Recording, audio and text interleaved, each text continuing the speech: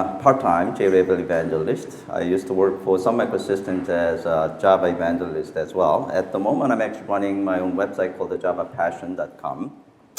So today's topic is CDI. How many of you have used CDI? Oh, okay. Several of you. Okay. All right. So let me just move on. Right. So I'm going to spend about 30 minutes talking about CDI basics, and I'm going to talk about advanced features of CDI for about 45 minutes. And my actual trip is sponsored by JRebel Fork, so I'm going to actually do 5 minutes just demo, right? Technical demo on JRebel. And then I hope we have some time for Q&A. By the way, everything I'm going to demo today is available on my website called the javapassion.com/jobtalks. Okay? So in that website, you will actually see CDI basics and CDI advanced presentation, which is a little bit larger number of contents than what I'm going to talk about today. So let's talk about the basics of CDI. So these are the topics of CDI. So the topics that are grayed out are not, those are the topics that I'm not going to talk about today because those are too basics. And I don't have enough time, but the topics in bold font, those are the things I'm going to talk about. So what is and why CDI? I assume every one of you understand the concept of dependency injection, right? DI, okay?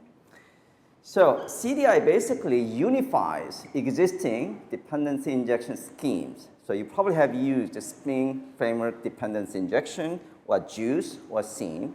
And basically, these are proprietary dependency injection schemes, even though those are popular. Now, CDI standardized these dependency injection schemes. It provides a completely new and richer dependency injection scheme compared to these three dependency injection schemes. And it provides a type-safe dependency injection, and I'm going to explain what I mean by that in the rest of the presentation. And it's designed for use with a stateful object, so it's sometimes called the scope object. This scope object is something I'm not going to talk about because this is, again, pretty basic concept. You probably know the session scope, application scope, and requested scope. Now it has a conversation scope, and it's a dependency scope. Okay?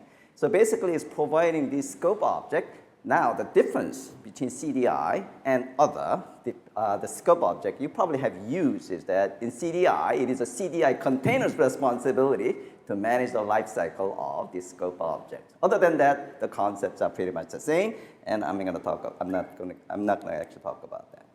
Now, CDI initially called web beans, and the scope of the JSR was very small. It's basically to use EJB beans as a managed beans of JSF. Okay, so instead of two separate component model, they want to combine these two component model. That was actually original goal, and that is still being supported in CDI. But CDI is actually kind of broadened the scope of the JSR. Okay, so that's basically what we're going to talk about today.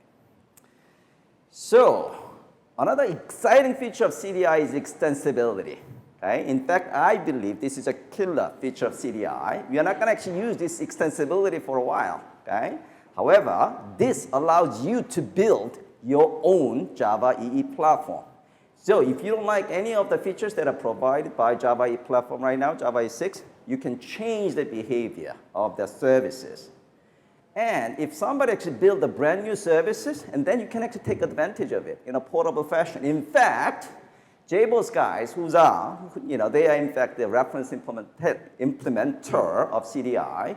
Basically, they are rewriting their same framework as a collection of CDI extensions. And you can take advantage of all those extensions they built, whether that's a security or logging, on your CDI platform. Okay? So basically, you can think of CDI allowed you to build your next generation of Java EE platform on your own. Okay? So it's pretty exciting. All right. But we're not going to talk about that feature today. All right, so why we need a CDI for Java EE platform? By the way, even though CDI, the JSR says, is actually context dependency injection for Java EE platform, it could be used on Java SE platform as well. Okay, all right. Now, why we need CDI on Java EE platform? The reason is, the first, existing Java EE platform, meaning Java EE 5, meaning I'm I meant the previous version of Java EE platform, meaning Java EE5, have a dependency injection schemes. However, the resources that you can inject are known resources to container, meaning it doesn't provide general purpose dependency injection scheme like a Spring Framework. So we need general purpose application level dependency injection scheme like a Spring Framework, and that's basically what CDI provides. Okay? Second reason is we need a type-based dependency injection. So type-based injection generally considered is providing more robust implementation, and it actually enables a better tooling as opposed to string or XML-based dependency injection. Okay? So Spring Framework, you're basically using either XML or the string-based. Well, right now they actually support the annotation-based injection as well. But in general, you're probably mostly you're probably familiar with the string-based injection in Spring Framework. All right, moving forward. Bean definition. So we have used this term bean in many different contexts. You have a JSF bean, you have a EJB bean, you have a Spring bean, Seam bean, now we have a CDI bean. So what bean are we talking about? Okay? So there is in fact a lot of different definitions of beans. That's the reason in Java EE6, it has a managed bean 1.0 specification that defines what a bean is all about. Okay? So what is the definition of the bean in managed bean 1.0? It's very, very simple. It's a POJO class that is managed by the container, okay, in a simplest fashion. So it's very lightweight, and instances are again managed by the container. All right. So what about the other beans from the context of this bean managed bean specification? What is an EJB bean? What is the JSF bean? What is, for example, REST bean? Basically, these are the beans, managed beans with extra services. So EJB is a managed bean with EJB specific services. For example, transaction or security and threat management and things like that, or persistence. Okay? For REST bean, you can think of is a managed bean with some HTTP services. And CDI is a managed bean with the CDI services. So what do I mean by CDI services? In fact, that's what you're going to talk about in the rest of the presentation. So these are a subset of the services that are provided by CDI. Bean discovery, okay? How bean is being discovered by bean, CDI container or CDI runtime. Set of qualifiers. Again, we're going to talk about each of these in a bit more detail, so I'm going to just move on. So this is a CDI bean example. You can see this is a POJO. Okay? There is no XML, there is no annotation. It's a genuine CDI bean. Okay. All right. All right, so let's talk about the first CDI services, bean discovery. Okay? So how does CDI runtime figures out the beans of your application? Basically, it scans the class path. Now, in the class path, there are archives, not only for your application, but also from the systems. And you want the CDI runtime to discover only the beans that you provide, right? So the way that you can specify this is the archive that I want the CDI container to scan is by providing an XML file called the beans.xml. Okay, so in fact, there is an XML file. However, unlike in Spring Framework context configuration file in which you declare all the beans, the role of the beans.xml file in CDI context is not for declaring your beans. It's basically the presence of it in a bean, the archive indicates to the CDI runtime, this is the archive I want the container to scan. Does that make sense? Okay. So in the case of WAR file, the beans.xml file is in web.inf directory, and for jar file, it's in the meta.inf directory. So as I said before, it's not for declaring your beans, so it could be empty. Okay? It's just the presence of the beans XML file just indicates to the container that this is the archive that needs to be scanned. Now, it will be used later on for advanced features of CDI. So you're going to actually take a look at examples of those later on. Okay, so basic injections. How are you going to actually inject your bean? It's pretty straightforward. So basically, you're going to use @inject annotation with a Java type and variable for field injection. Okay, so Java type could be either interface or it could be class. Typically, it's going to be interface. So when you say inject greeting, greeting, what that means is that I want an object instance of greeting type. Okay, so nothing different from Spring Framework. Okay, so once you got the object injected, then you can invoke the method of that object. Okay, nothing that much different from rest of the dependency injection scheme. Injection point could be a field. That's an example that we have seen in previous slide, but it could be a method. Method could be constructor or initializer or setter method, or it could be producer and observer. And again, we're going to take a look at examples of the producer and observer, the injection points. Again, there is not that much difference from Spring Framework here. Okay? Okay, so I'm going to give you my first demo. For those of you who have an access, again, to the internet, again, you can actually download CDI Basics Hands-on Lab and CDI Advanced Hands-on Lab. And you can actually run the exactly same demo application that I'm running right now. So those are all Maven projects. Should be able to import it and just run it. Okay, so I am going to inject. So let me actually show the code. So this is a very simple servlet code. And here is injecting EJB bean. Okay, and once EJB bean is injected, I can actually call. Okay, right now, and this is a greeting bean. Okay, now in Java EE5, so this is the way that you are injecting a resource, like using @EJB. Moving forward, it's recommended that you use @inject annotation rather than old annotation like EJB. Okay, so let me run this application. Then I'm going to change this code to use @inject annotation. Okay, so let me run this code. Okay, so it's very simple code, calling a method of injected method in hello code camper. Okay, so I'm going to change this code to use @inject.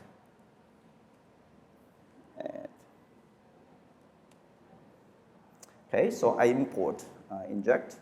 And just to make sure I'm not lying to you, I'm going to just change this code. Injected, maybe EJB class, something like that. Save the change.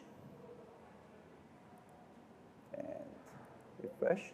You can see it's now using @inject annotation is used in replacement of @EJB. Okay, so moving forward, it's recommended that you use CDI annotation rather than old @EJB or @resource annotations. Okay? All right, moving forward.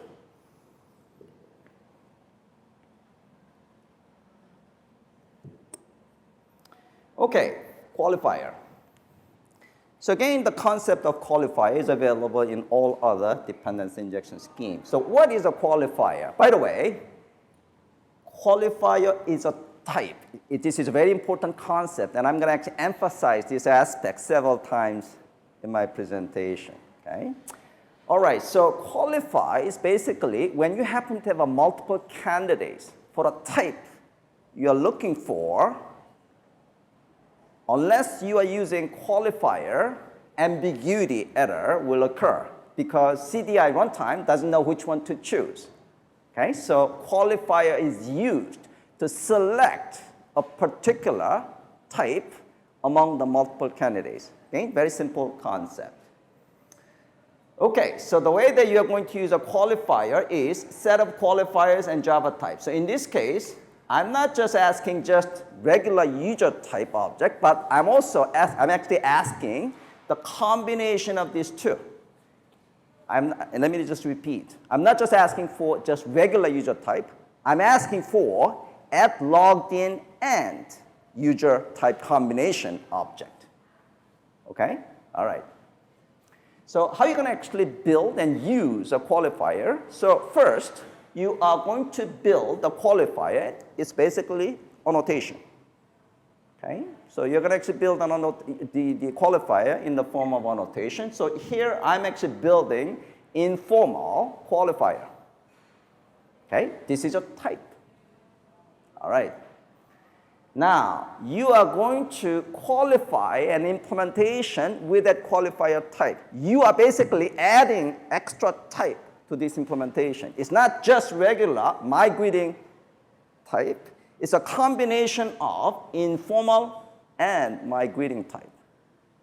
Does that make sense? All right.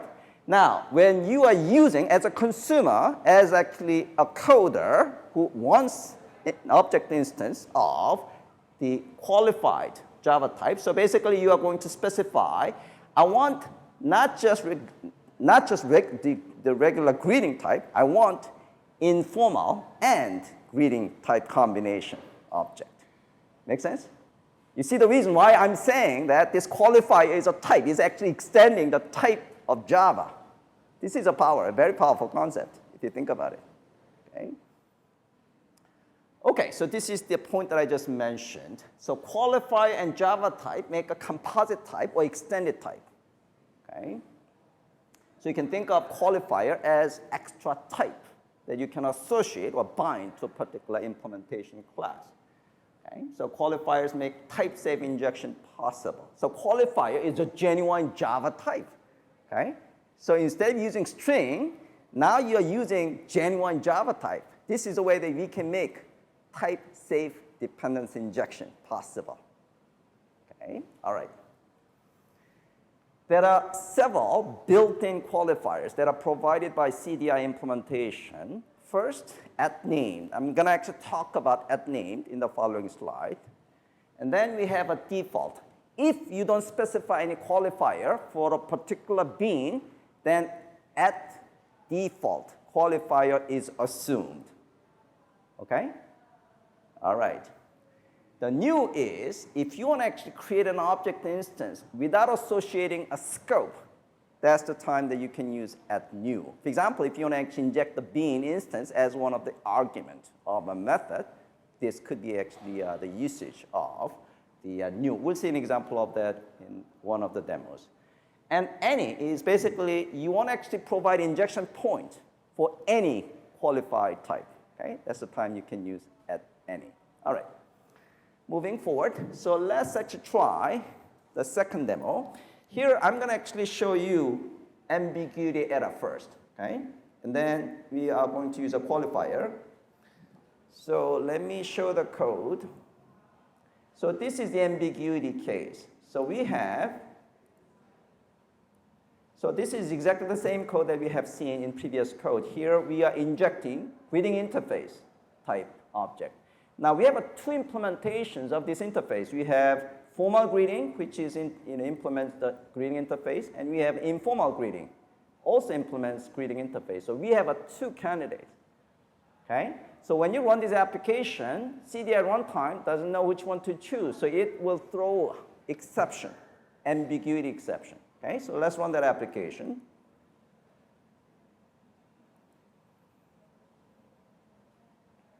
Okay, so if I see the detail of this error, you can see ambiguity dependency error. Okay, because there are two candidates, right? So let me remove that case. All right, now, so we are going to use a qualifier this time. So we have defined, so this is the same code, but we are using a qualifier, informal qualifier. So informal qualifier is basically qualifier notation that we have defined, okay? And then the implementation, the informal greeting implementation is bound with this informal qualifier, meaning this implementation class is qualified with @informal qualifier type. So this is not just regular informal greeting class. It is the combination of this and this. Okay? Same reason we have a formal greeting is annotated with formal qualifier. Got it? So now here in this code, I'm asking for implementation class of informal type. Okay, so if I run this application, it will say informal, okay, because it picked up informal type of implementation class. Okay, now if I change this one to formal,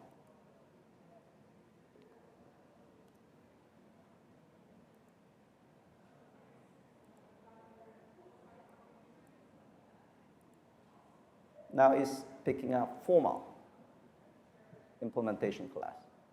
Make sense? All right.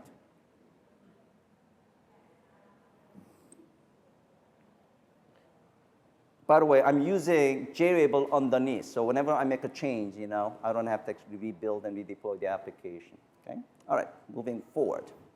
So qualifier is annotation. Okay? So the examples that we have seen is we have informal annotation, informal qualifier, and formal qualifier. So we have only 2 qualifiers. However, suppose you got hundreds of qualifiers. You don't want to actually define 100 of qualifiers, right? Instead, you want to use an attribute. Because it's a genuine annotation, you can have a set of attributes, right? So here, I'm actually defining various greeting qualifier with an attribute, a single attribute. And the default value is greeting type informal. That's enum type. Okay? So this is the definition of qualifier using an attribute this time. And then I'm binding my class, meaning I'm qualifying this implementation class, again, with this qualifier, with the attribute value. Make sense? And then when you're using that, the qualifier, again, you are going to specify the value of it as an attribute. Make sense? All right, pretty straightforward. So I'm going to skip this demo because it's going to result the same, look and feel. Okay. All right, moving forward. Named built-in qualifier. So why we need @named built-in qualifier? Okay. So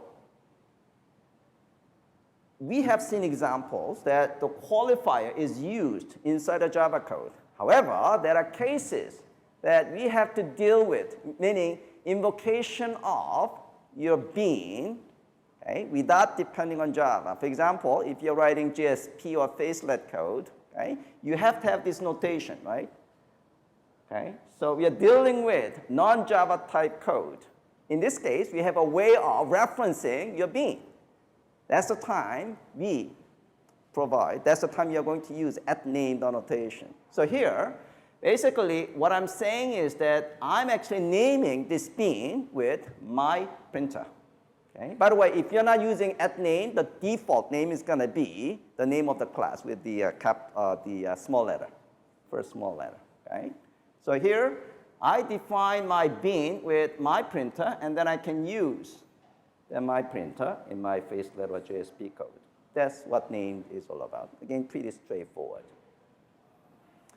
Okay, moving forward. Okay, so far you probably have seen these things and what is the big deal? Okay, I can do pretty much anything that I explained so far using just regular Java code, Java and Java implementation interface, right? So what is the big deal? Okay? So basically the second part of this presentation is going to actually answer that question. So these are where the power of CDI we are going to talk about. So these are the topics we're going to talk about: producer, events, alternative, interceptor, and decorator, and stereotype. Okay? So let's move on to producer. So producer method. So far the example you have seen is that you ask a being, and the container will actually find a class, and it will actually call the constructor method of the being, create an instance, and give it to you, right? Okay. Now, producer lets you have a control of being instantiation, okay? For example, you want to create a bin instance based on business logic, okay? Based on your mood, based on time of the day, whatever, okay? So it might, in fact, give you a different bin instance depending on business condition, okay? You could actually create a non-being object as well using producers, okay? And if you have to provide some custom setup, instead of a dependent constructor method of the being, if you want to have some custom instantiation, again, this is where producers could be used. So again, to major principles of CDI is loose coupling and type-based dependency injection. Okay? So this is, again, one example of loosely coupled framework. Okay? All right, so here you are actually separating out the producer of the bin instance from the consumer. Consumer doesn't care how the bin instance gets created. Okay? All right? Okay, so let's see examples. So this is the case that a bin instance is being created depending on business logic. So here, so this is the consumer. Consumer basically says, I want the coder object instance whose qualifier is chosen. Okay?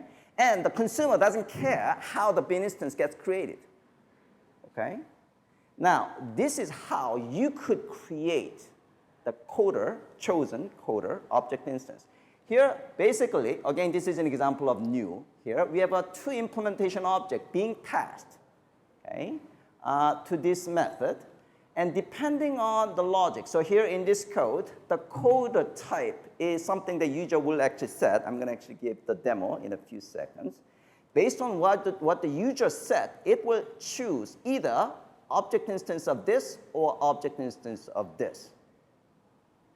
Okay?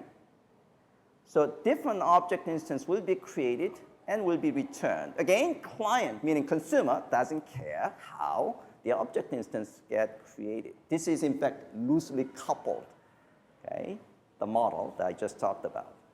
All right? Okay, creation of non-bin instance. In this case, I want to actually have a face context object. Okay? And you can actually create this face context object, and now it is a bin instance. Okay? All right, so let me actually show you a few demos.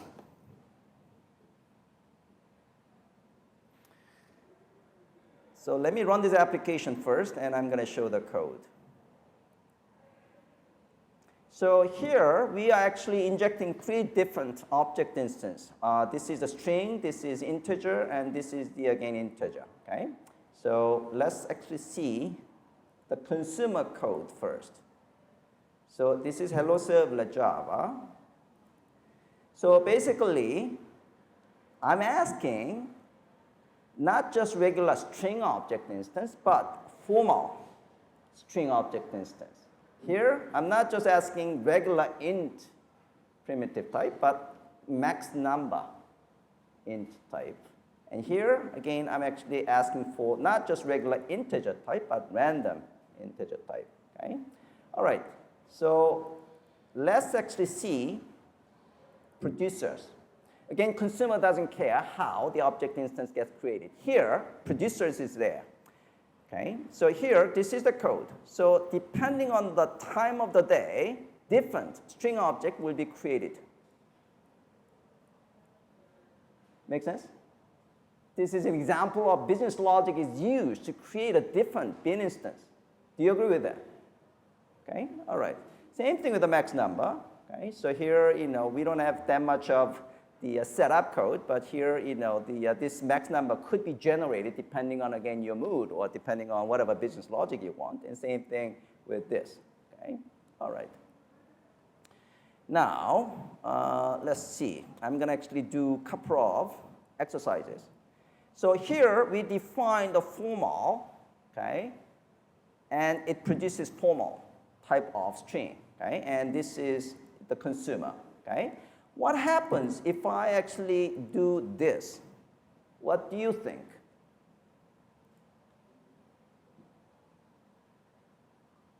What do you think it will happen? Well, it happens this. Again, it's actually, JVable actually does the work, okay? So it's unsatisfied dependencies, okay? Because if you remove this one, it's going to be default qualifier.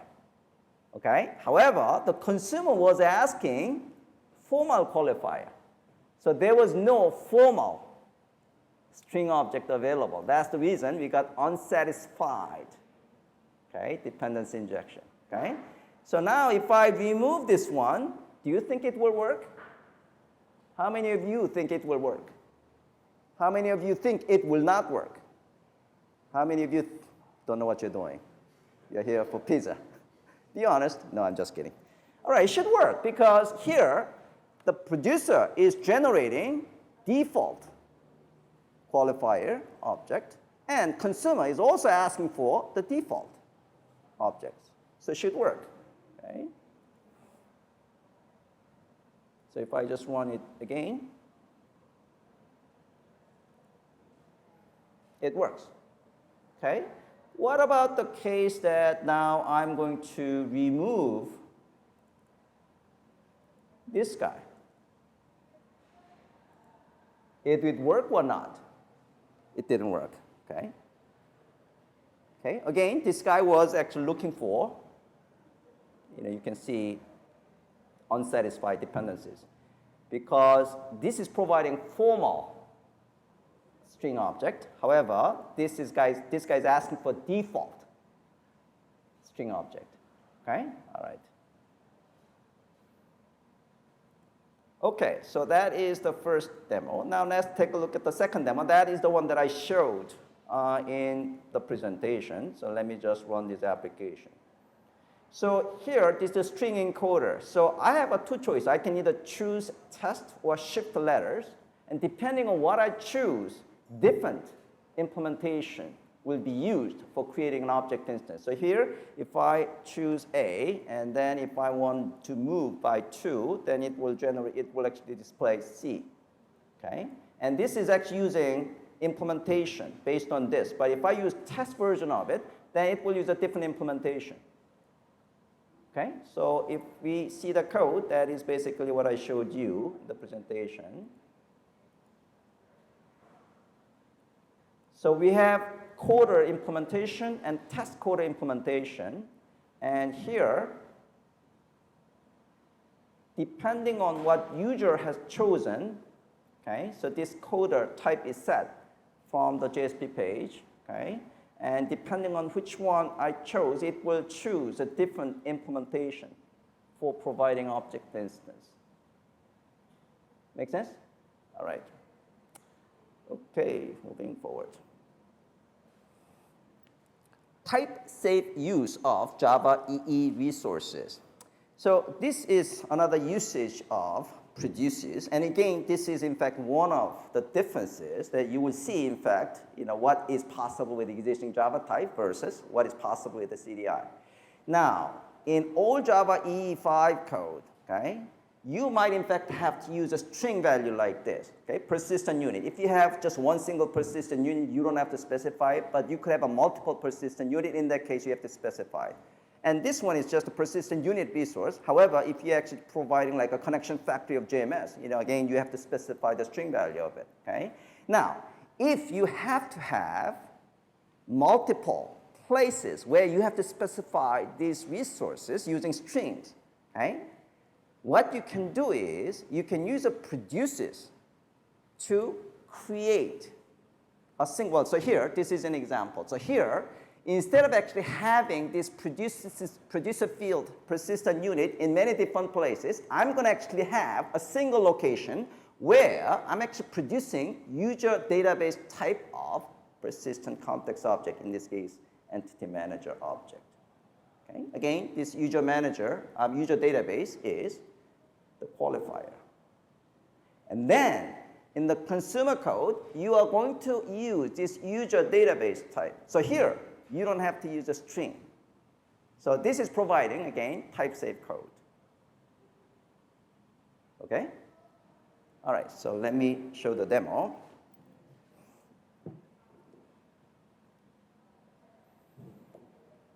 So I'm using Java DB, and Java DB is actually running from this, for convenience reason, I'm actually running it from the NetBeans. So here we don't have any tables yet, so it's going to actually create the to-do database table. So let's actually run this application first.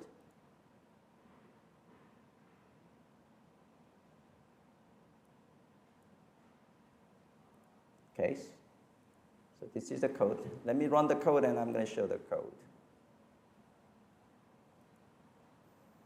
So, I'm going to just create a to-do list, give a talk in San Francisco jog, submit. Oops, transaction aborted. Let me just try one more time.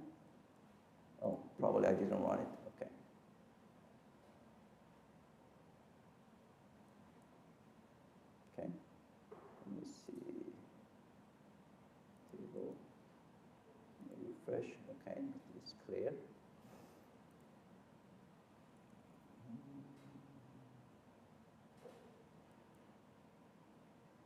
Then I'll just do test. Check the exception. Let me see.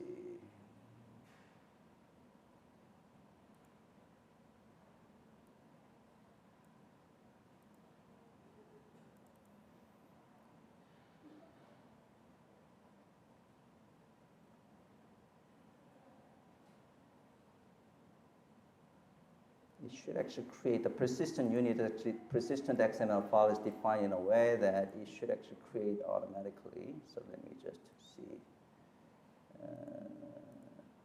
Man, I just tested before I came in. Let's see, what is a persistent? Here we go.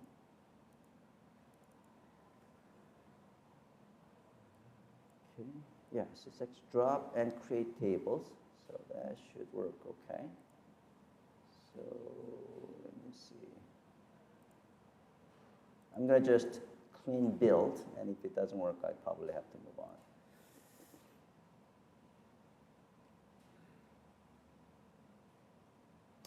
So what is actually building? Let me actually show the code. Okay. All right, so let me just install again.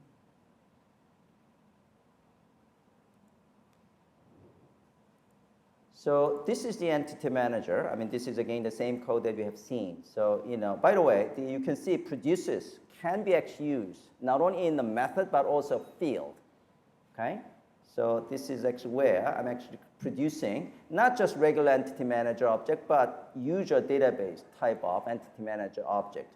And then I'm actually using it in this EJB code. So here I'm actually using that code. So I'm here asking for not just regular entity manager type object, but user database type of entity manager object. Okay, so let me just, I'm going to just remove this guy just to make sure. Okay, and I'm going to just run it one more time.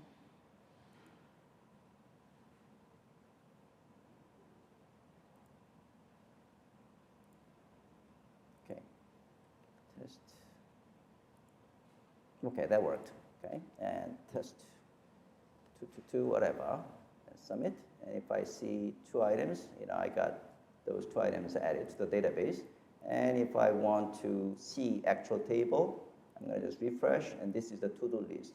So I'm going to actually see view the data, and you can see the 2 items actually have been added as the to-do items. Okay, so pretty straightforward. Events. So I assume every one of us is actually quite familiar with Java Beans event model, where you have event source and you have event receiver, and event receiver has to register its interest of getting events to the event source using add and remove event listener. It's very complex if you think about it. Okay? So in CDI, it's greatly simplified.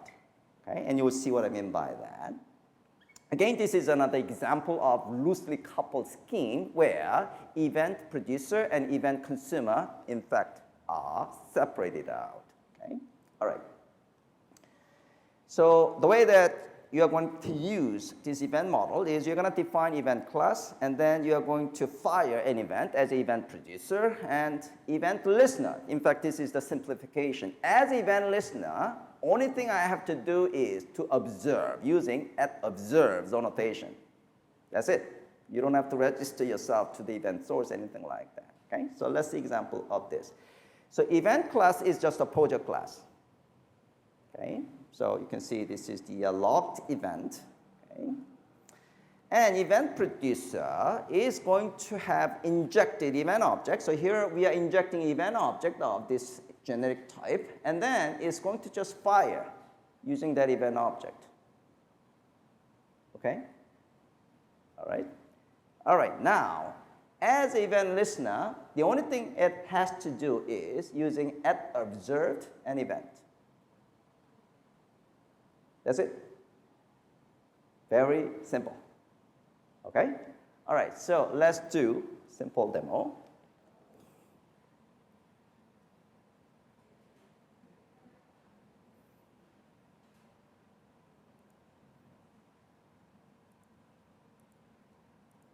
So in this code,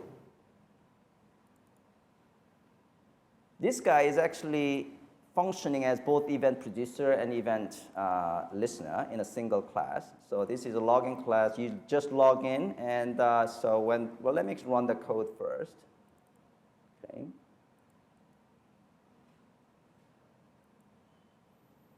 So it doesn't care what username and password you're using.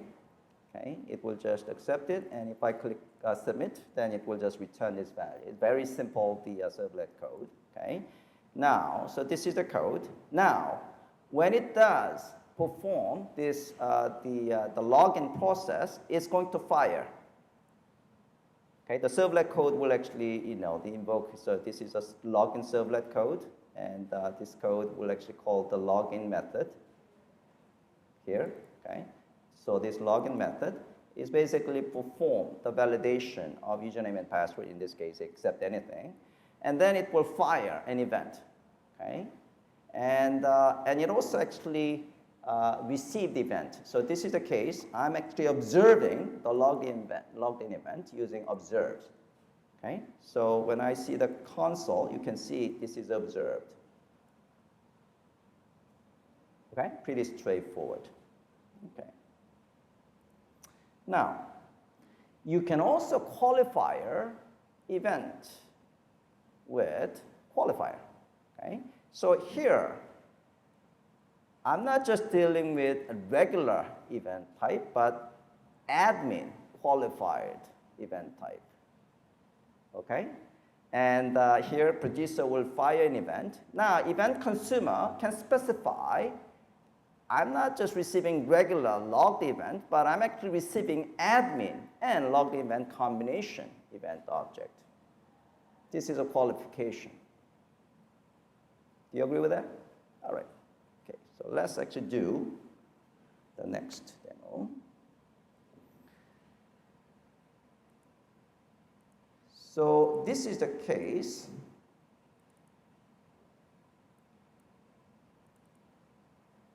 So we now qualified with admin, okay? And then we fire that event. Now we have 3 event listeners, okay? One is observing just any, and it's also actually using at any type. And then it's also receiving admin type. Okay, so this is a question for you. How many log message should we see? 1, raise your hand. 2, okay, 3, no one? Or just one person over there? Okay, the answer is 3.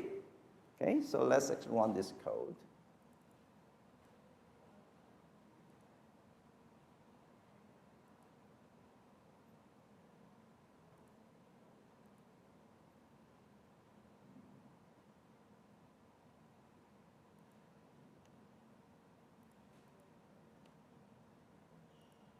Okay, and let's see how many we got. We got 3. Okay, so let's see the code again. So again, qualifier is Java type, right? So same Java type concept should actually work for the qualifier. Okay, so this guy should receive this event because it's accepting any event type. By the way, this is the same thing as at any. So these two are, in fact, you can think of them the same. Okay? And then, of course, this guy should receive it as well. Okay? So we should receive 3 events in this case. All right? Okay. Question? What's the purpose of at any if it's going to accept any event? Yeah, so any is, again, is used when you want to receive any qualifier type, okay? So, for example, in fact, I actually removed this slide. Suppose if you are receiving, some kind of, if you actually write, it's basically idea of at any is you want to actually specify injection point and you want to actually receive anything regardless of what qualifier is used for that object, okay? But how does it differ if I don't mention it? Yeah, so it is It is the same in fact. Okay, yeah. Question. So the question is, are there any ordering involved in this, the event handling? The answer is no. Okay, yeah. In fact, there was actually some discussion about ordering, but that's not in the current spec, but is actually being asked by the community, and CDI community is in fact trying to define a way of specifying order of these event handlers. Okay, something that is being worked on. All right. Alternative. So what is an alternative bean? So if you're using at alternative annotation, okay, for a bean, what that means is that the bean is going to be ignored when it is scanned. So what's the purpose at alternative? Okay. So let you package. You can in fact have a multiple beans, multiple candidates, okay, without causing ambiguity exception. Okay. So you might in fact have 4 candidates, and 3 of them you can specify with at alternative.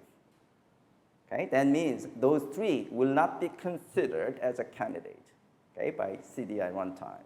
Okay, so when you want to actually use at alternative, one example is testing. You might in fact have a multiple mock objects for testing, and you want to have all these mock objects with at alternative. So they are not going to be considered as a candidate. However, during the testing, you want to enable one of those mock objects for testing purpose.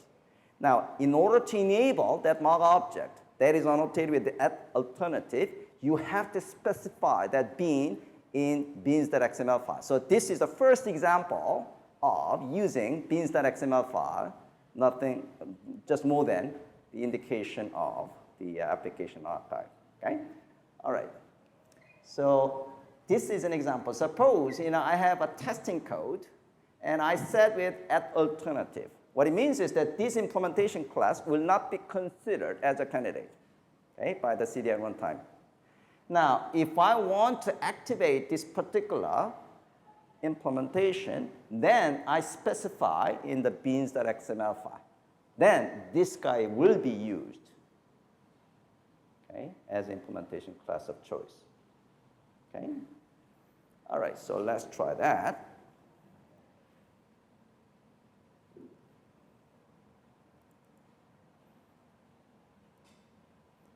So we have 2 implementation class. One is coder impl, and then we have test coder impl. Again, both of those implementation class is implementing coder interface. And in this user, consumer is asking for coder. Okay? Now, if I don't have this test code implementation annotated with at alternative, then we will experience ambiguity exception, right? Now, because I set this implementation with alternative, this is not going to be considered as a candidate, so there will not be ambiguity error. So this one should work. It will choose this guy, right? So let me run the code.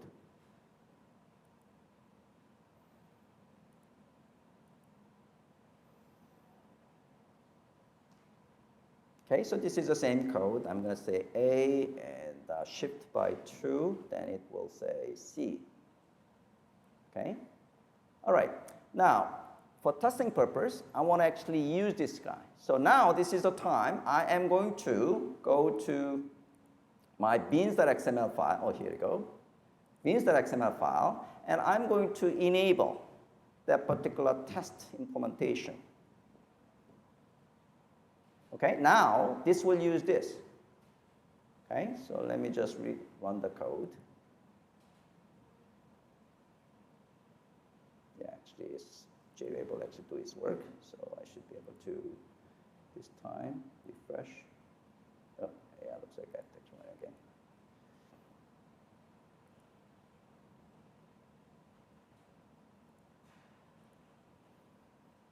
So this time, if I say A and true, it should use test implementation. Okay, so this is from the testing code. Okay, all right. Interceptor. I'm sure you know the concept of interceptor. We have used interceptor in the previous Java E platform. However, the previous version of Java E platform, like a Java E5, have some issues in terms of how it implement the interceptor. We'll take a look at it in the following slide. Okay? So the issues of non-CDI-based interceptor implementation in Java E5, the first problem is interceptor implementation references are kind of hard-coded. You see the code here? I mean, the whole purpose of using interceptor is that separation of certain thing applied to your class, right? Now you're hard-coding that classes in your code, which is not good. Do you agree with that? The second thing is, suppose if you're actually providing multiple interceptors due to programming errors. In one place, you are probably using this guy as the first interceptor and then using transaction as the second interceptor. But by programming mistake in another place, you change the order. Okay? In that case, it will actually provide some different behavior. Okay? So there is a possibility of different behavior without actually being noticed. Okay? So that's the second problem. And third problem is looks verbose.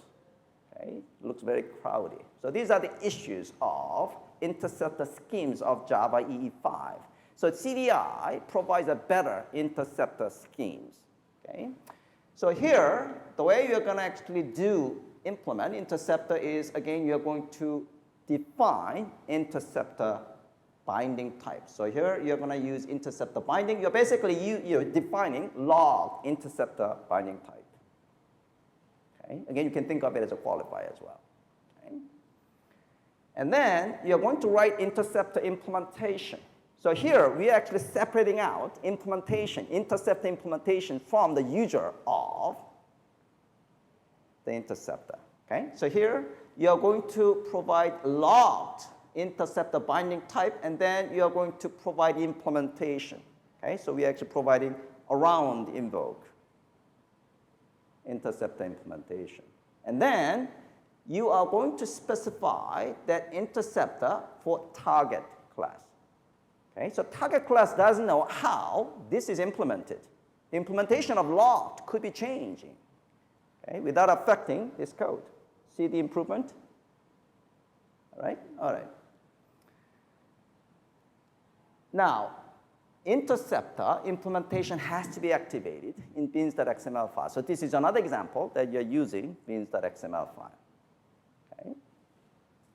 All right, so I'm going to just move ahead because this is pretty straightforward.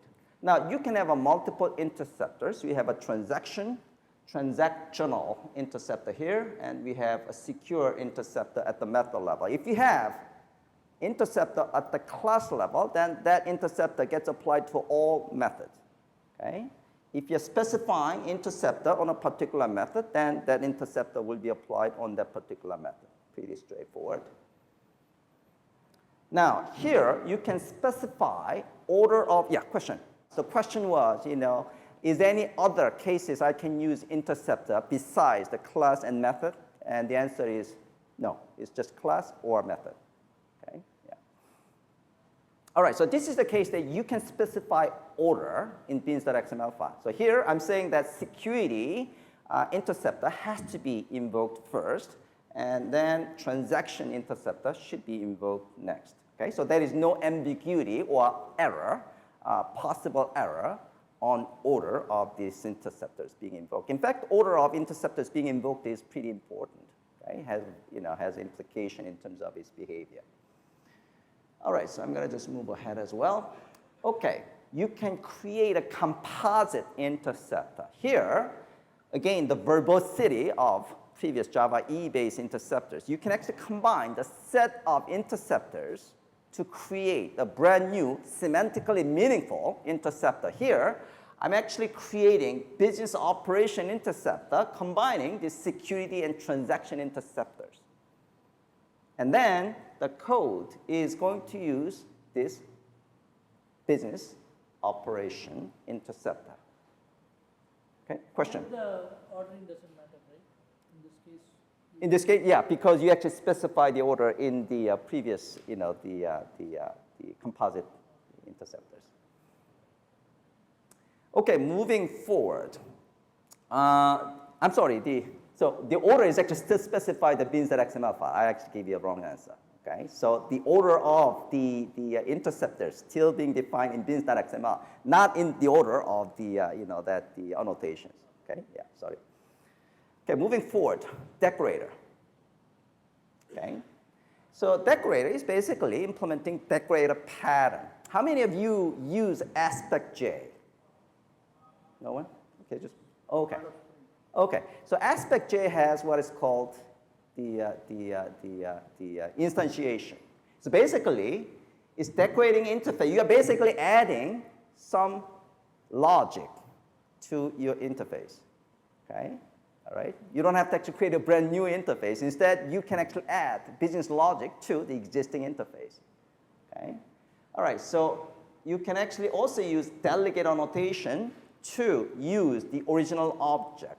Okay, and again, the decorators must be specified in bin.xml file. Okay, so let's see example of this. So in this case, I'm actually decorating this particular code, and it's implementing this coder interface. Okay, so I am actually decorating this interface, meaning I'm actually adding extra business logic, okay, to this code with this code string. So here, I'm actually invoking the old original object of coder, and I can call that coder object because I specify with a delegate annotation. And this is the extra business logic I'm adding to it.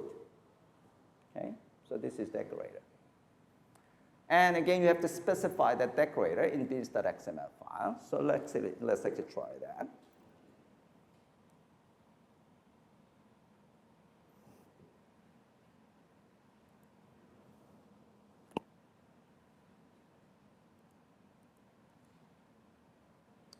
So this is the same code that we have seen before. So I'm going to just say A and 2 and encode. So this is actually coming from, this C is coming from original implementation. Okay? And then rest of this is actually coming from added logic. Okay? So again, if you see the code here, we have a decorator, and this is the one that I showed on the slide. Okay? So this is the original coder object that just displays C, okay?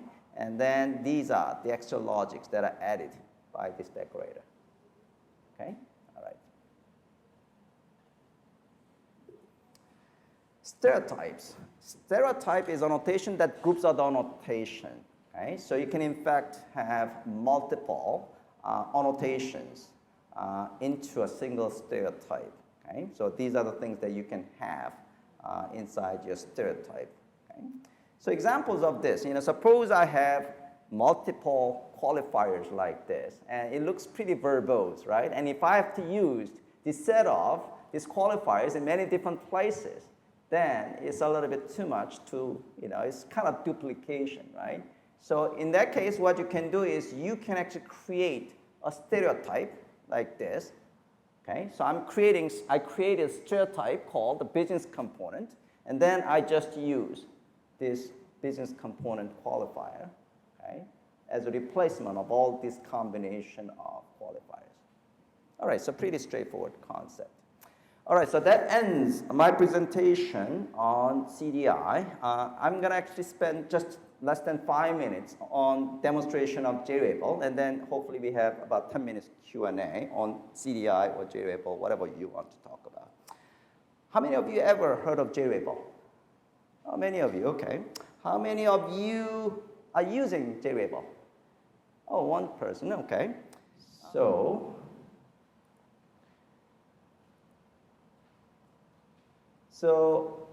some of you know the concept of JRabel. JRabel is basically a productivity tool. So idea, especially when you're building enterprise applications, is whenever you make a change, you want to see the changes right away without rebuilding and redeploying or sometimes restarting the server. So basically saving 10 to 20% of your development time. So the demo I'm going to actually show you is a Spring MVC application running over Tomcat. I'm using Eclipse IDE, but JRabel can work with any IDE of your choice. It works with any server of your choice, and it supports pretty much all the frameworks out there, whether it's a Spring Framework, Spring Webflow, Spring Security, JSF, CDI, you have seen the example of that, EJB, and all those things. So this is a Spring MVC application called the Pet Clinic. So I'm going to actually make a series of changes and see the changes right away, again, without rebuilding and redeploying the application. So I'm going to click Find Owner, and I'm going to click Add Owner. Now, if I click Add Owner, the validation logic is kicked in. So these red colored messages are from validation logic. So I'm going to actually disable the validation logic of the first name. Okay?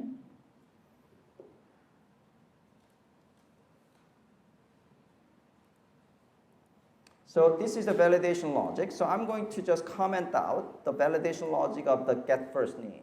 Okay? I mean the first name field. And save the change. And refresh the browser, and you can see the change is picked up. And you can see, in fact, JVable just picked up the change, and it just reloaded that class. Okay? Now, I'm going to create a brand new method out of the 6 lines of code, validation logic of the last name and address field.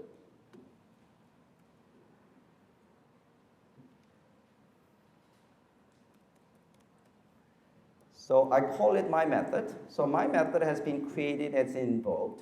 So I'm going to go to the my method that has been created. At the moment, I'm actually running in non-debugging mode, but if I'm running in debugging mode, even if this method is a brand new method that has been created during runtime, I should be able to make a breakpoint and should be able to do source code level debugging. Okay, that's pretty cool. Now, I'm going to actually make a change of this reject value method of this last name. So reject value method is going to get invoked when there is a validation error on last name.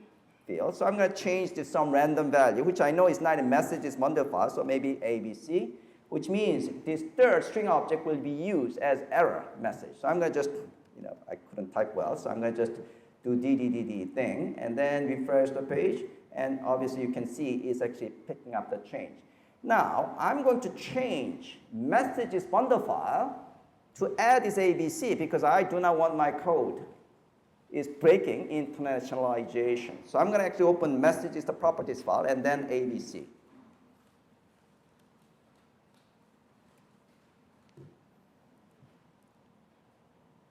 Okay, so messages bundle file is added. So I'm going to just A, B, C.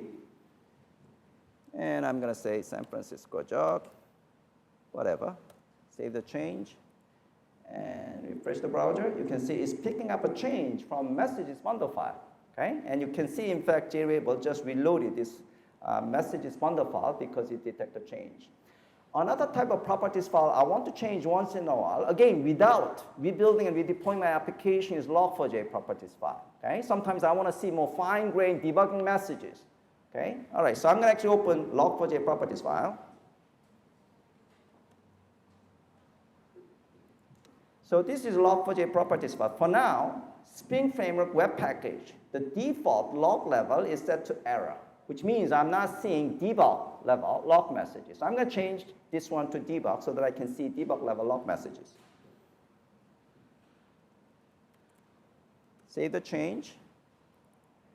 And let me just clear this console so that we can see debug level log messages. And refresh the page. You can see now we are seeing debug level log messages from Spring Web Framework. Okay? Now, if I'm done with this debug level log messages, I can change it back. Okay? So I'm going to change it back this time to info. Okay, save the change. And let me just clear this guy. And refresh the page. Now, we are not seeing any more debug level log messages, but you can see JVable just reloaded log4j properties file because it detected change. Okay? All right, so you can see JVable can handle the changes in Java code as well as well-known properties file. What about the framework-specific annotation and framework-specific XML file? In fact, as a developer, I make changes typically framework-related. Okay? So I'm going to actually open Spring Framework controller class.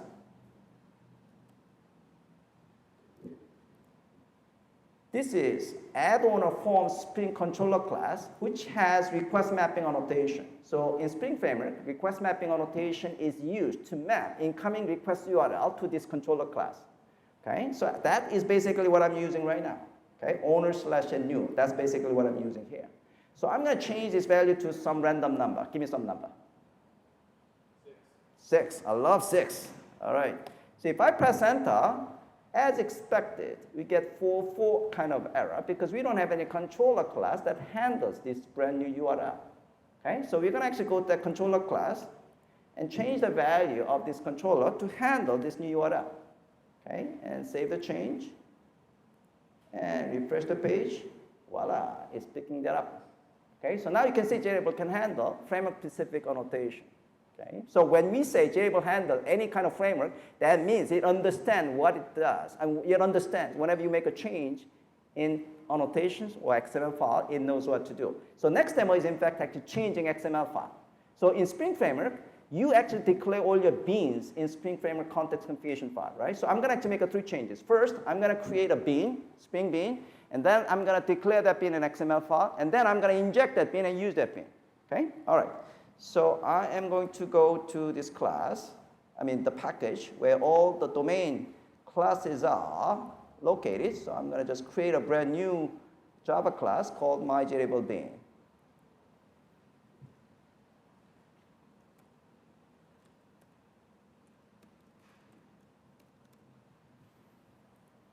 Okay, so my JRableBean class has been created, and then I'm going to actually add a very simple field called the name.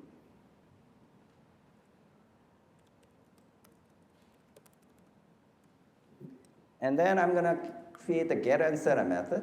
So source, generate getters and setters, select name field, click OK. So we created a very simple Spring bean called myJRableBean. Now, I'm going to declare this bean in XML file. So in this application, the XML file is called .clinicservlet.xml file. So this is a file. So let me actually open that file. Let me expand the screen. So we have these 3 lines of code that is at the moment is commented out. So this is the declaration of the bean that I just created, okay, myJRableBean, okay? So I'm going to uncomment these 3 lines of code. So what it means is that whenever I want this bean, I want the container, in this case, Spring Framework container, to create a bean instance using this class. And when it creates a bean instance, I want it to set the name property value of that bean instance with this value. Okay, so I'm going to change this one to some other value. Okay, now we are ready to use this bean. So I'm going to go to the same controller class that we have seen before. So I'm going to inject this bean using Spring Framework at auto-white annotation. So this is 2 lines of code that I'm going to uncomment. Okay,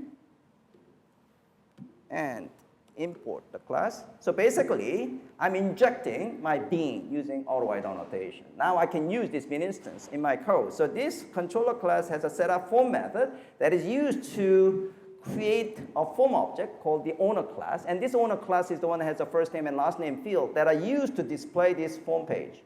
So what I want to do is I want to use a name property value of my bean instance, which is set with the Java passion, to set the first name field of this owner form object. So that is this line of code. So here I'm calling getName method of my bean to set the first name field of owner. Okay, so I'm going to uncomment. Now I save them all. Okay, now I'm going to refresh. How many of you think it will work? All right, how many of you think it will not work? Okay, 1 person. All right, that's good.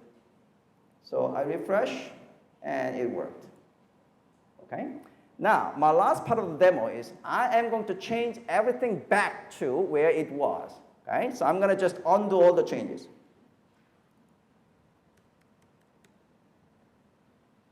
So this one,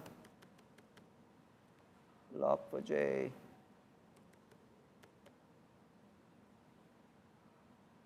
and validation.